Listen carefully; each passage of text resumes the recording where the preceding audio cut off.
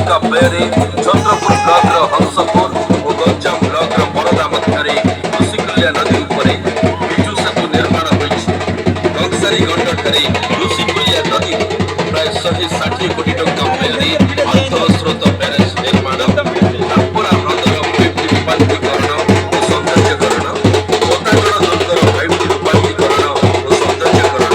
ଉମା ଶୃଙ୍ଖଳା ମାଣ୍ଡର ପ୍ରଥମ ପର୍ଯ୍ୟାୟ ଆଧୁନିକୀକରଣ ସହ ଏବଂ ଦ୍ୱିତୀୟ ପର୍ଯ୍ୟାୟ କାର୍ଯ୍ୟ ଆରମ୍ଭ କରି ମାଲୁର କେନାଲ ଉପରେ ନୂଆ ପୁରମପେଟା ଏବଂ ବଗୁରବୁଦାଠାରେ 2 କୋଟି ବିଜୁ ସେତୁ ନିର୍ମାଣ, 500 କୋଟିରୁ ଉର୍ଦ୍ଧ୍ୱ ବ୍ୟୟ ବରାଦରେ ସମଗ୍ର